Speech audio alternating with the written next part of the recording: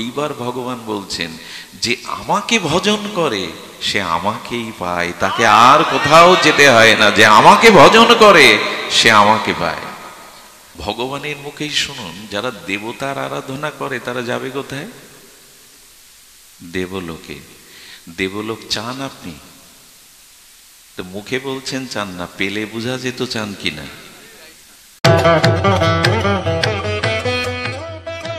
এখন দেখছেন হিন্দু মিডিয়া চ্যানেলটি সাবস্ক্রাইব করুন। আমাদের আরাধ্যকে, কার উপাসনা কার আরাধনায় আমাদের ব্রতী হওয়া উচিত?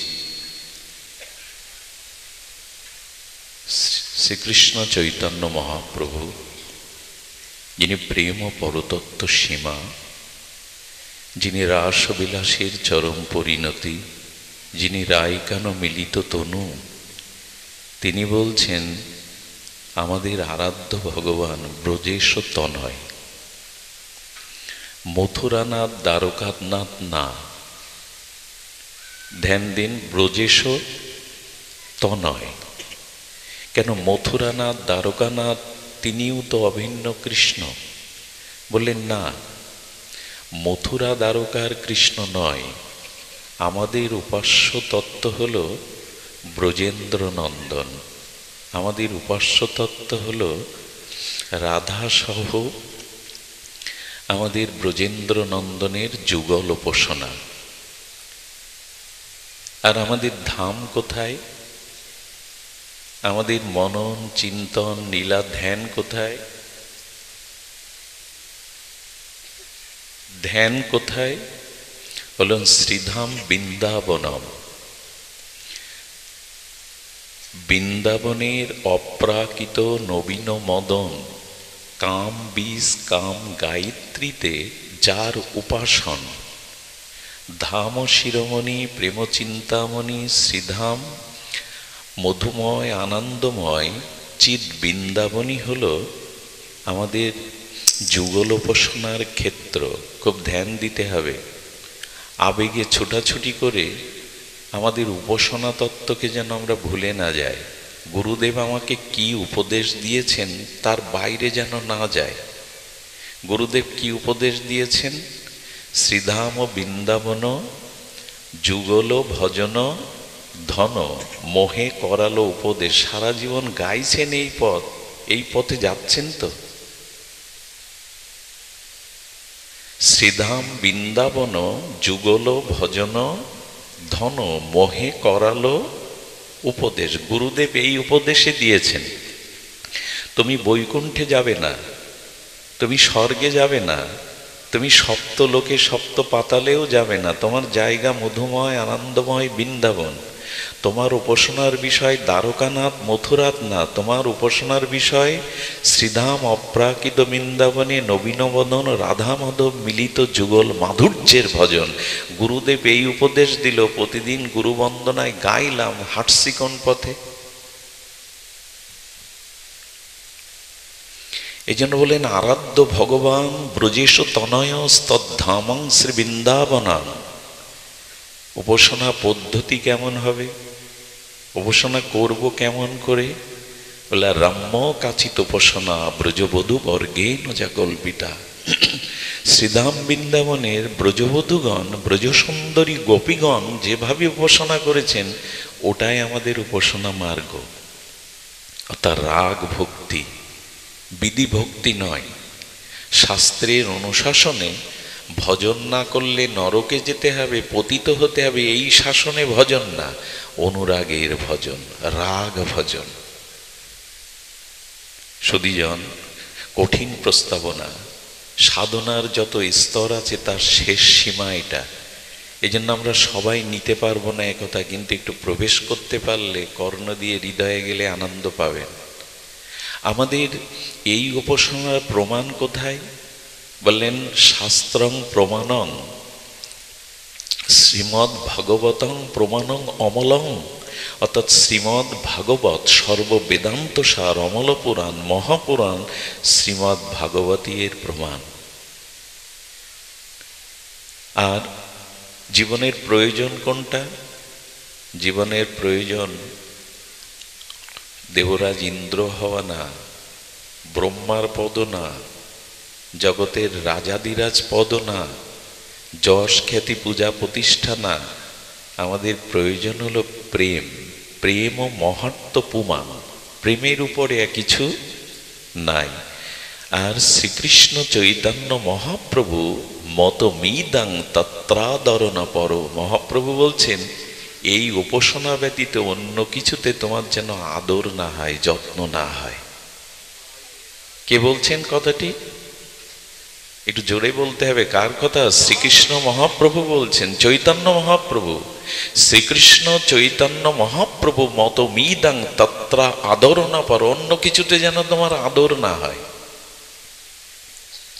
এ প্রসঙ্গে একটু বলি, ধ্যান দিয়ে শুনুন। পরিবেশটা শান্ত আছে বিধায়, অনেক মরমী ভক্ত এখানে আছেন বিধায় এই প্রসঙ্গ এলো। ট্রেনের ইঞ্জিন যে বগিতে থাকে, সেই ইঞ্জিন বগিটা যেদিকে যায় অন্য ট্রেনের কামরাগুলো বগিগুলো সেদিকে যায় কিনা? নিয়ম তাই কিনা? ঠিক তেমনি আপনার মন যেদিকে যাবে আপনার পরবর্তী গতি প্রকৃতি তাই হবে। এখন আপনার মন কোন উপাসনার দিকে যাচ্ছে, সেই দিকেই আপনার গতি প্রকৃতি যাবে। দেখুন, শরীরটা এখানে থাকা নয়, মনটা এখানে থাকা। শরীর যেখানে ওখানে আপনি নেই, মন যেখানে আপনি সেখানে। আবার বলি, শরীর এখানে কিন্তু আপনার মন এখানে নাই, আপনি এখানে নাই। এখানে আপনার কোনো গতি প্রকৃতি হবে না। যেখানে মন আপনি সেখানেই আছেন। দুই বন্ধু ছোটবেলা একই সাথে বেড়ে উঠেছে, গলাগলি, মত বিনিময়। একজন ভজন পথে আর একজন ভগবত বিমুখতার পথে মদ নারী নিয়ে পড়ে থাকে। কত বছর পর দুই ছেলেবেলার বন্ধুর সকাল দেখা। এখন যার যে আসক্তি সেখানেই তো টানবে। হরি হরি করে রাধা রাধা করে জীবন কাটালি নিরামিষকে, চল আজ একটু মদ খেয়ে ফুর্তি করি। ও বলছে না, তুই চল আমার সাথে একটু ভাগবতে। যে যার যেখানে টান আসক্তি, বগি যেখানে সেখানে তো পেছনটা যাবে, টেনে নিয়ে যাবে। তো দুজন দুজনার পথে চলে গেল, যার যে জায়গা। মদ যে খাচ্ছে, বাইজি নাচছে, কিন্তু মন ওখানে নাই। সারা জীবন পাপ করলাম, সারা জীবন ভোগের পথে গেলাম। একই সাথে বেড়ে উঠেছি, বাল্যবন্ধু, সে এখন ভগবত শ্রবণ করছে সাধুদের মাঝে, ওর মন ওইখানে পড়ে আছে। আর যে কীর্তনে গেছে, হঠাৎ মনে হলো সারা জীবন তো ভগবতেই কাটালাম, একদিন একটু জাগতিক আনন্দ নিলে ক্ষতি কি হতো? কে কোথায় আছে? আপনার মন যেখানে আপনি সেখানে, শরীর যেখানে আপনি সেখানে নয়। এই জন্য আচার্যরা, শিক্ষকরা, গুরুজনেরা, পিতামাতারা কোনো উপদেশ দিতে গিয়ে একটা শব্দ প্রয়োগ করেন, মন দিয়ে শুনছ তো? শোনে কি দিয়ে? শ্রবণ ইন্দ্রিয় কি? মন দিয়ে শুনতে বলছে কেন? শ্রবণ করি তো চোখ দিয়ে না, হাত দিয়ে না, কর্ণ শ্রবণ ইন্দ্রিয় বলে কেন মন দিয়ে শোনো? এর কারণ হলো কর্ণ শ্রবণ ইন্দ্রিয়, কিন্তু মন যুক্ত না হলে কর্ণ শুনতে পাবে না। এখন কারোর সাথে কথা বলতে গিয়ে বলবেন, তুই কি বলছিলি আবার বল, আমার মন এদিকে। কান তো ছিল, মন ছিল না। এখন আপনার মন যে উপাসনার দিকে আপনার গতি প্রকৃতি সেদিকেই যাবে। সুধীজন, আমরা খুব বড় বেশি বিচার করি যে প্রকৃত সতীসাধ্যী কুলরমণীর একজনই পতি হয়, ওই জায়গায় আর কাউকে সে বসায় না। বসলে তার সতীত্বের হানি হয়। স্বপ্নেও পরপুরুষের কল্পনা সে করে না, জন্য এই জন্য তিনি মহাসতী। তা আমরাও কজনের চিন্তা মনে করব? সকালে একজনের, দুপুরে একজনের, রাতে একজনের। আমাদের দুর্দশা কেমন জানেন? একটু বলতে হয়, আমি গতকাল মনে হয় প্রসঙ্গে একটু বলেছিলাম, একজনের বউ হারিয়ে গেছে 3 দিন, পাচ্ছে না।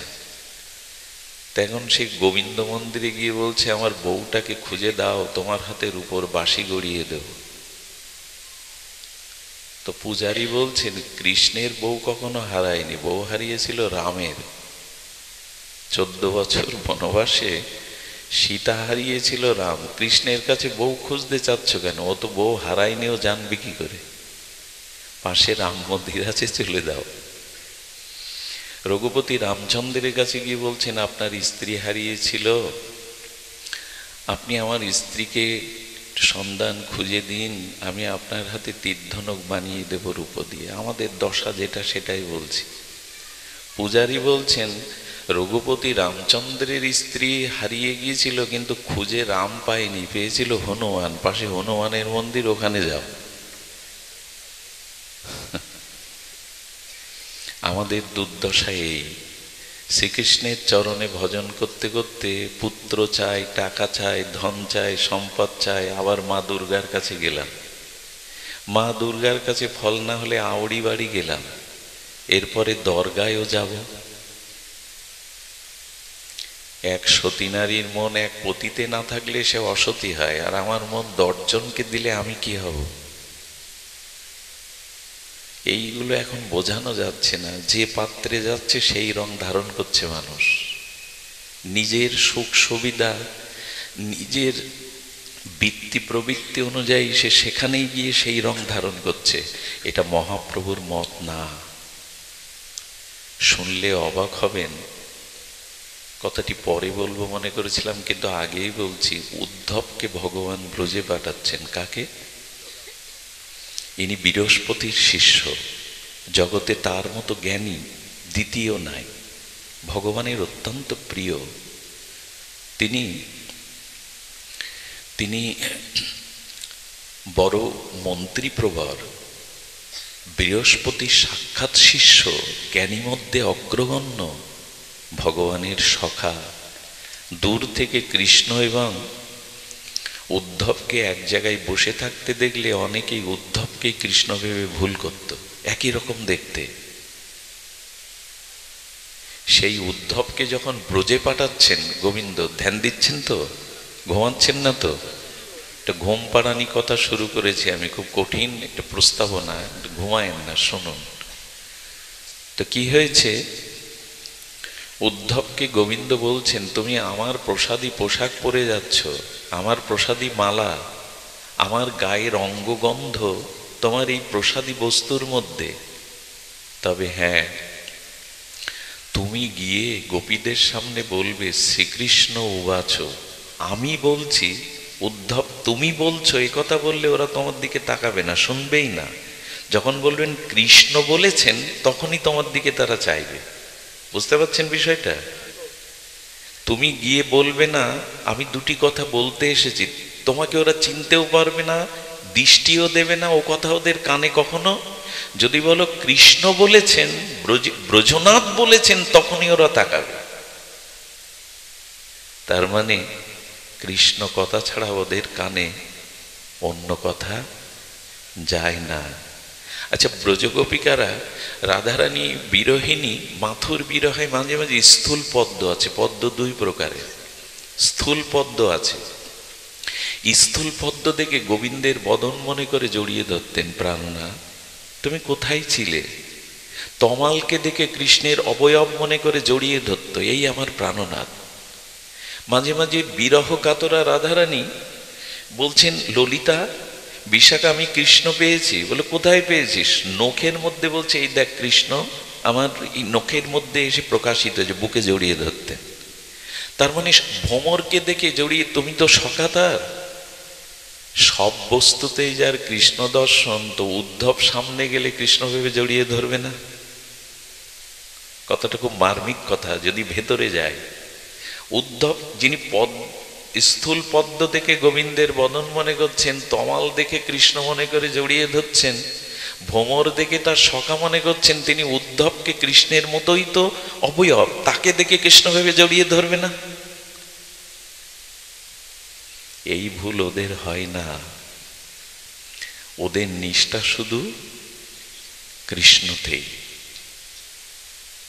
এই জন্য আমাদের নিষ্ঠাটা এক নিষ্ঠা নয়। মহাপ্রভু বলছে তত্র আদর না পর, অন্য কিছুতে যেন আদর না হয়, অন্য কিছুতে তোমার যেন আদর না হয়। যদি হয় তাহলে পরিণতি কি হয়? গীতা বাক্যে শুনুন, খুব সিদ্ধান্তের কথা। এগুলি আমাদের ভজন জগতে জানা দরকার।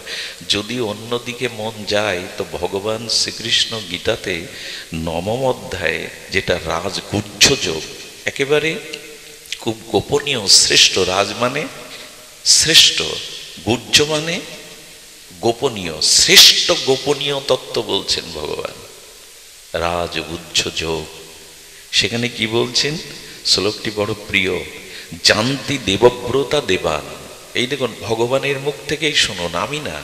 গীতাকার সাক্ষাৎ অখণ্ড পরতত্ত্ব ভগবান বলছেন, জানতি দেবব্রতা দেবান পিতৃন জানতি পিতব্রতা। শ্লোকটা আজকে বাড়ি গিয়ে একবার খুলে দেখতে পারেন, আগামীকালও একটু দেখতে পারেন। গীতা 9ম অধ্যায়ে 25 সংখ্যক শ্লোক, রাজগুহ্য যোগে। আর কি বলছেন? ভূতানি জানতি ভূতের যা জানতি মদ যাজিন ওপিমা। শ্লোকটি খুব স্মরণযোগ্য। ভগবান বলছে, দেখো ওই যে রেলের ইঞ্জিন যেদিকে গেল, বগি সেই দিকে গেল। তুমি যদি দেবতাদের পূজা করো, তুমি যদি দেবতাদের, আর মা ঘুমাচ্ছেন, মা ঘুমিও না, সামনে ওই পেছনের মা ঘুমায়ও না। আমার কেন জানি চোখগুলো ওদিকে চলে যায়, দুষ্ট চোখ তো, ভালো দেখি না। ঘুমালে এত কষ্ট হয়। আমি 30 বছর 2 ঘন্টাও ঘুমাইনি প্রতিদিন। আপনি ঘুমাবেন কেন? আমাকে জাগিয়ে, আমার বাড়ি যেতে ভোর হয়ে যাবে, আপনি ঘুমাচ্ছেন কেন? খুব কষ্ট হয়। ভাগবতে ঘুম যার আসে জানতে হবে অনেক অপরাধ আছে। অপরাধে ভাগবতে নিদ্রা আসে, অলসতা আসে। এগুলো সামলান, তাহলে এই সব জায়গায় গিয়ে ওই দশায় হবে, ঘুম আসবে। একবার অভ্যাস হয়ে গেলে ওই অভ্যাসটা চলে আসবে। জেগে থাকুন। কথা হারিয়ে ফেলি, এই জন্য সামনে এমন কিছু ভক্তদের বসাতে হয় যাদের চোখ মুখ দেখলে ভাগবত আপনি প্রকাশ হয়। সবাই ভক্ত। আপনারা রাধাকুণ্ডে যারা গেছেন, ওখানে বাবাজিরা যখন পাঠ করেন, সামনে একটা জায়গা ঘেরা থাকে, ওখানে ত্যাগী বৈরাগ্যবান শুদ্ধ ভক্তরা বসবে। আপনি রাজা হলে ওখানে গিয়ে বসতে পারবেন না। এর পরের অধ্যায়টা অন্যদের। এখানে এটা করতে গেলে আমার আর এখানে পাঠ করতে আসতে দেবেন না। বেটা বিচার করতে শিখেছো, কে বড় কে ছোট? আমরা ছোট, এত দূর থেকে কষ্ট করে গাড়ি ভাড়া করে পাঠ শুনতে এসছি, আমাদের স্তর নাই। এটা একবারও বুঝি না যে আমার থেকে একদিনও যিনি বেশি ভজন করেন তিনি আমার প্রণম্য, তিনি আমার শ্রেষ্ঠ। এটা বলা আছে শাস্ত্রে। এই জন্য শাস্ত্র কি বলছেন? জানতি দেবব্রতা দেবান। ভগবানের মুখেই শুনুন, যারা দেবতার আরাধনা করে তারা যাবে কোথায়? দেবলোকে। দেবলোক চান আপনি? তো মুখে বলছেন চান না, পেলে বোঝা যেত চান কিনা। আমরা বলি স্বর্গ চাই না। যদি স্বর্গে সুখ দেখতেন না, পারিজাত পুষ্প দেখতেন, মেনকা উর্বশীর নৃত্য দেখতেন, আর যদি অমৃত পেতেন, চাইতেন কিনা তখন বোঝা যেত। পাই না তাই বলছি চাই না, পাই না তাই বলছি স্বর্গ চাই না। আরে স্বর্গ কি হবে? আমরাও বড় বড় কথা বলি, কি হবে স্বর্গে গিয়ে? অপরাধ যদি না নেন, একটা কথা বলি, এখনো কোনো সুন্দরী যুবতী রমণীকে দেখলে চোখের দৃষ্টি ফেরাতে পারি না, আর উর্বশী দেখলে কি হবে? খুব সহজ। স্বর্গ চাই না, স্বর্গ চাই না মুখে বললেই হলো। স্বর্গ আসলে পাই না, ওই রকম সুকৃতি পুণ্য নাই। কিন্তু স্বর্গে যাওয়ার ইচ্ছা রাখবেন না, কারণ স্বর্গের যে ইন্দ্র, তারও মৃত্যু ভয় আছে। সেও স্বর্গের থেকে মাঝে মাঝে বিতাড়িত হয় ওষুধের দ্বারা। দেবরাজ ইন্দ্র অনেকবার শাস্ত্রের বাইরের কর্ম করে অভিশপ্ত হয়েছেন। অহল্যার সতীত্ব হরণ করল না, তো যার মৃত্যু আছে, ভয় আছে, যার ওই পথ থেকে পতন আছে, সেখানে গিয়ে কি করবেন? স্বর্গে যাওয়া মানে ইন্ডিয়ান ভিসা পাওয়া। যতদিন ভিসা আছে ততদিন বেড়ালের চারা নেন। ভিসা শেষ হলে কিন্তু আপনাকে, যতদিন পুণ্য দান ধ্যান করেছেন ওইখানে সুখভোগ দেবতারা ঠেলে ফেলে দেবে, ঘাট ধাক্কা, যা বেরিয়ে যায়, এখানে আর তোর জায়গা নেই। তাই দেবতার পূজা করলে আপনি দেবলোকে যাবেন। আর পরে গোবিন্দ কি বলেছেন? ক্ষীণ পুণ্য মত্ত লোকং বিশ্বন্তি। বলেছেন যে পুণ্য ক্ষীণ হয়ে গেলে, ভিসার ডেট ফুরিয়ে গেলে আপনাকে আবার, কিন্তু স্বর্গে থেকে আসলে একটা বিপদ আছে। কণ্ঠস্বর মিষ্টি হবে, ধনীর ঘরে জন্মাবেন, রূপ চেহারাও ভালো হবে, স্বর্গে থেকে আসছেন তো, কিন্তু স্বভাবটা হবে ভোগের। ওখানে ভোগ করেছেন তো, নাচ গান অমৃত। এই জন্য ভক্তরা বলে কি, প্রভু নরকে দাও, কিন্তু মোক্ষ বা স্বর্গে দিও না। নরকে পাপ ভোগ করে যখন ফিরে আসব তখন ভোগের দিকে দৃষ্টি যাবে না। এই জন্য জানতি দেবব্রতা দেবান, দেবতার উপাসনা করে দেবলোকে গেলে তোমাকে আবার ফিরে আসতে হবে। এর মানে কালকে আবার ব্যাখ্যা করবে না, বিল্বমঙ্গল বলে গেল দেবতার পূজা করা যাবে না। আমি কিন্তু তা বলছি না। দেবতার পূজা আমিও করি, দেবতার পূজা করতে হবে, এটা সনাতন বিধি। দেবতা অন্য কেউ না, ভগবানেরই শক্তি, ভগবানেরই বিভূতি, দেবতা অন্য কেউ না।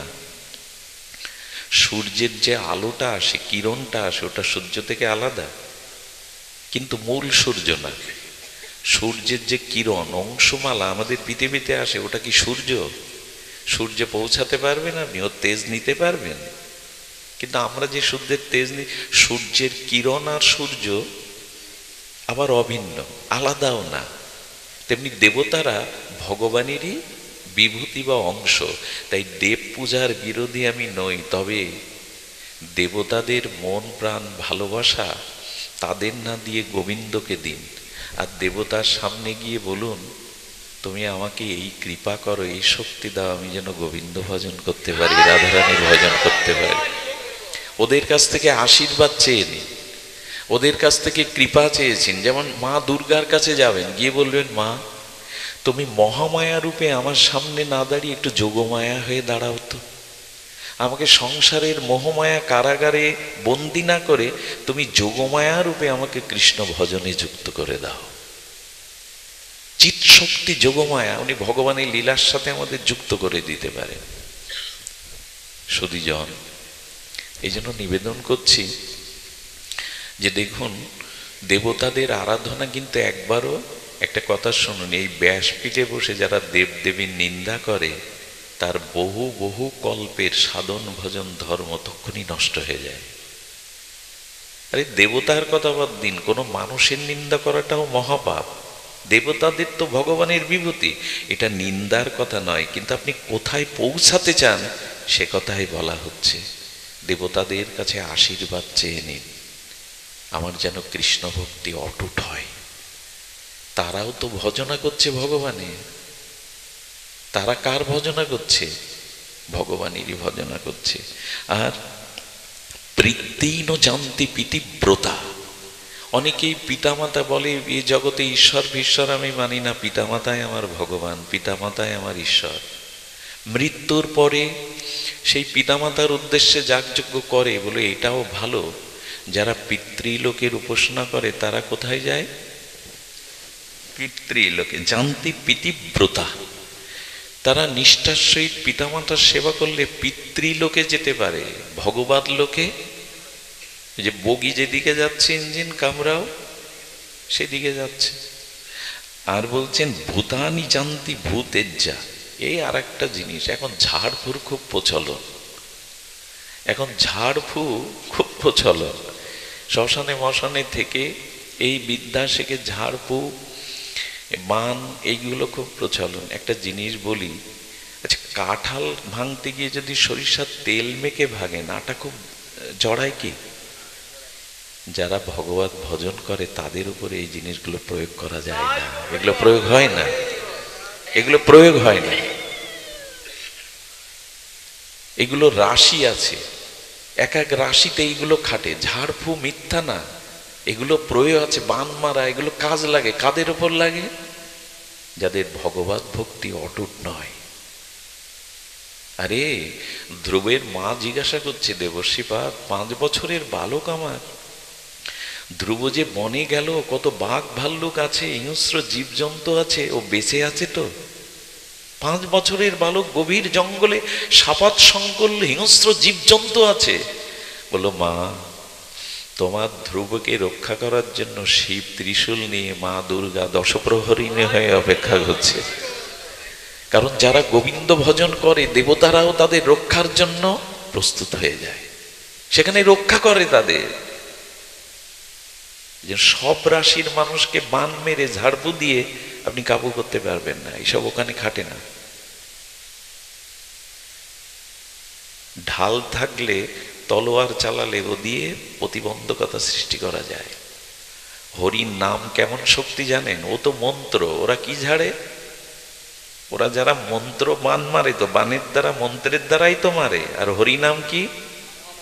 ওটা মন্ত্র, আর এটা কার শক্তি বেশি? এর ওপর ভরসা করছেন না কেন? আরে বৃন্দাবনে এক শিষ্য গেছে, গুরুদেব বললেন তাড়াতাড়ি আয়। বাবা অনেকেই দেখতে পাচ্ছেন, আপনি বসুন, তাড়াতাড়ি আয়। শিষ্যকে দ্রুত দেখে গুরুদেব বললেন, এই জপের মালা নিয়ে ওই গাছতলায় বসে জপ কর।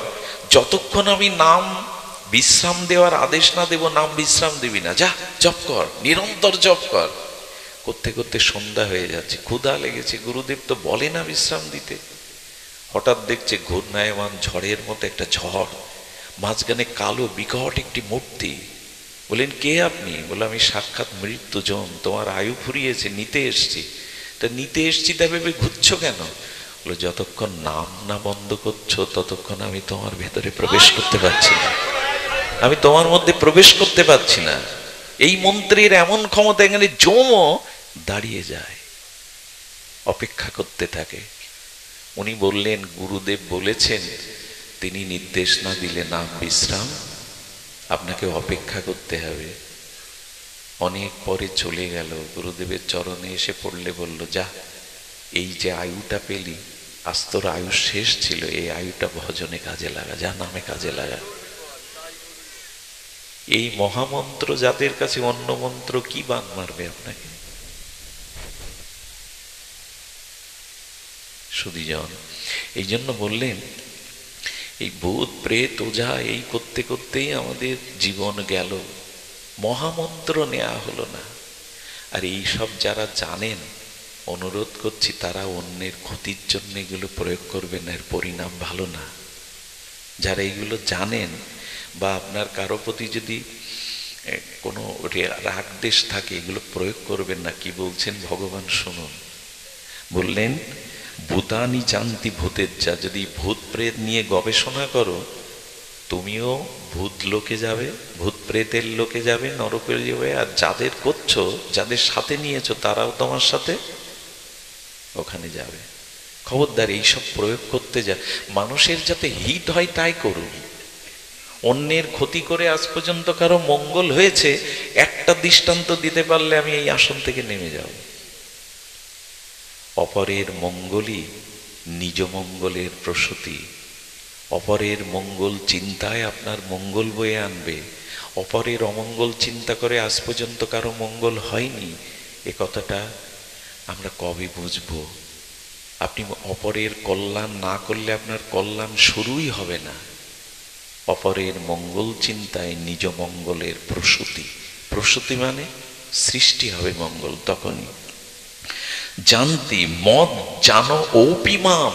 এইবার ভগবান বলছেন, যে আমাকে ভজন করে সে আমাকেই পায়, তাকে আর কোথাও যেতে হয় না। যে আমাকে ভজন করে সে আমাকে পায়। আচ্ছা, এই কথা তো গীতায় বলা আছে, আব্রহ্ম ভুবনালোকা পুনরাবর্তিনা সহার্জুন মামপেত্য তু কন্তেও পুনর্জন্ম ন বিদ্যতে। ভগবান বলছেন, যারা আমার উপাসনা করে তাদের আর পুনর্জন্ম নিতে হয় না। ব্রহ্মালোকে গেলেও ফিরে আসতে হবে। দেবলোকে গেলেও ফিরে আসতে হবে, পিতৃলোকে গেলেও ফিরে আসতে হবে।